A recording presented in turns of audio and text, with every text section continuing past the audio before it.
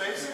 And I'd like to welcome you here tonight for our kind of meet and greet with Wendy Ho, our artist in residence, the kind of launch and viewing of the redesigned Resource Center by Karen Hibbert, and the opening of the Vertical Gallery with projects by Shandrie Woodward and Erick Ortiz. So I'd just like to say welcome tonight and thank you for coming out. I'm just going to talk a little bit about each project, and if the artists are interested to say anything, I welcome you to kind of have a few words. But first, I'll just kind of introduce Wendy Ho. Wendy, do you want to just say hello? Hello. And Wendy is here for another artist in residence project. And as you can see, she's installed a large wall drawing, and she's going to be working on it over the next month. Do you mind just kind of saying a few words about what you're doing? Yeah, I'm going to be, this is a drawing that sort of has an element of time to it. I welcome people to come through as it's open here to watch me draw this, and it will change, as you can see, from drawing to now to the completed drawing by the opening reception on May the 17th. I should have completed by then, I'm hoping. The wall drawing will have descended down to the bottom of the wall here.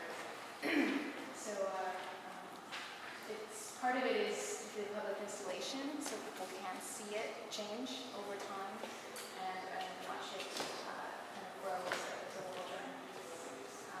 So it'll be exciting to see it.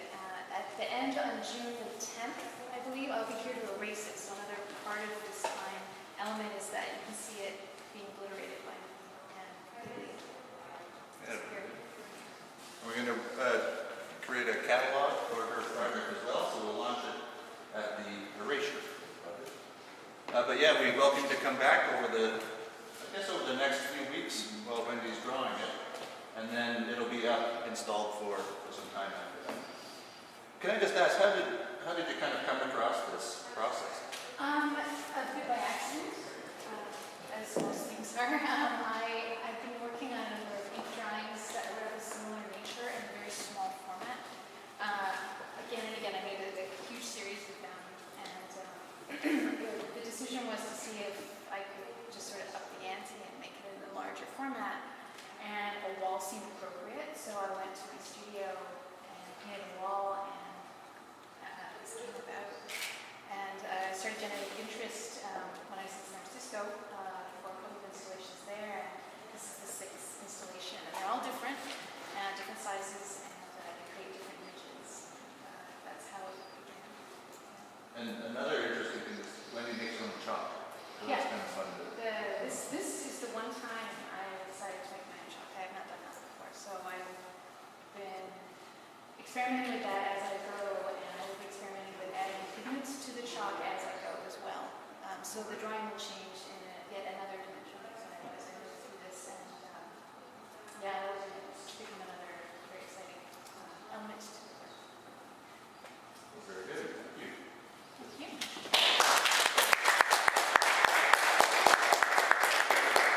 And now I'm just going to turn towards the Resource Center.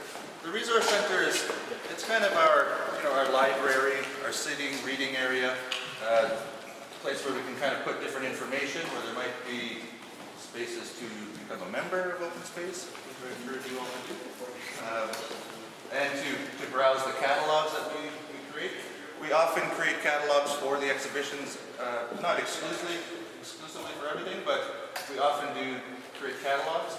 And so Karen, we've done this in the past where we commission an artist to kind of activate the space, because we use it for many different things. You probably recognize, like during the Flammarion exhibition, we had a kind of an information area set up in here with some computers and another kind of library as part of the exhibition. But when it's not being directly programmed for the exhibition, it is our resource center. And so we asked Karen to kind of just, to do something with it, to kind of just activate it. So, you want to just say a little bit about it? Okay, well, what I was trying to get happening was people to take time to look at the books and magazines that are in the archive.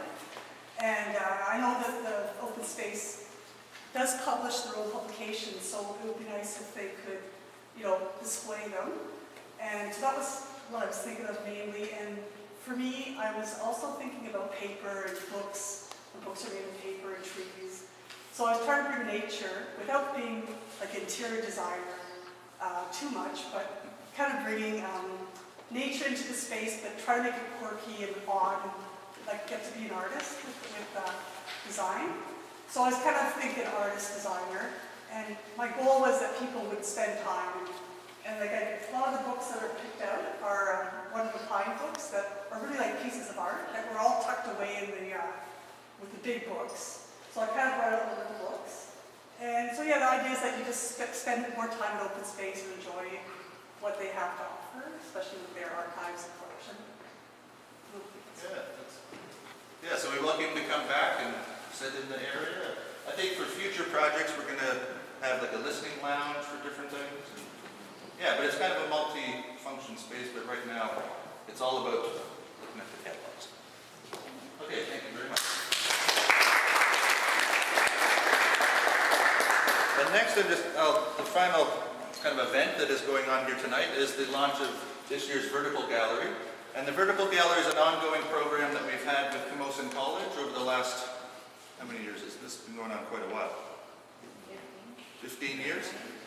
And I think originally it was a project, there was a glass vitrine that was installed down in the front foyer where Shandrie's piece is. And the projects were kind of imagined for that space. And then it's juried by a local artist or curator. And this year it was done by Charles Campbell, who was our artist in residence just previously. Yeah, so it's a great opportunity for young emerging artists to imagine imagine presenting their work in this kind of context, and kind of figure out how they would present, and what they would do, maybe just a little different than what they would regularly do at school. So this year, the projects that were chosen were Shandrie Woodward. Now, Shandrie, do you mind?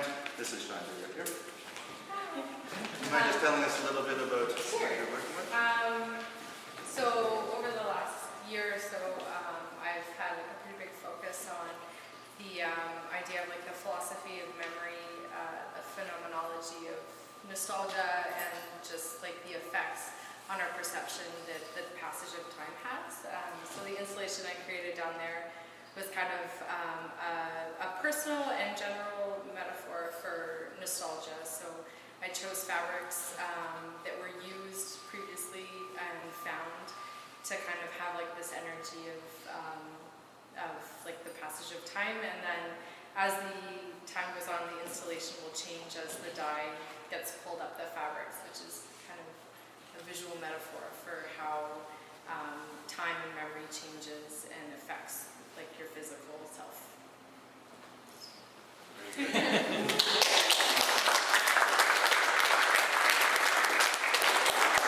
That's good. So next week, there's all these different things that are changing. See you again. And then the other project is Erick Ortiz. Do you mind telling us a little bit about your project? Sure.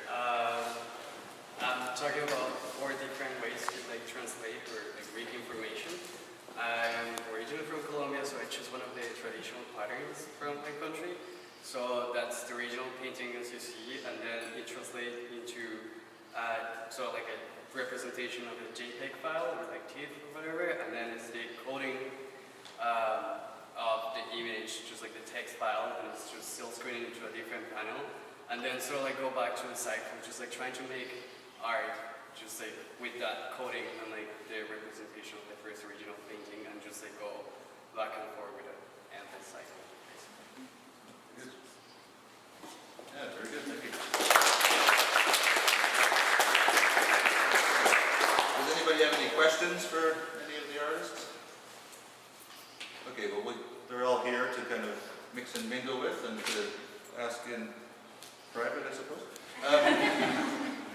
But again, I'd like to thank you all for coming tonight. And if you're not a member of Open Space, I do encourage you to become a member. It's how we help support our programming through funding and membership. And it's a great way to kind of support one of your local artist-run centers.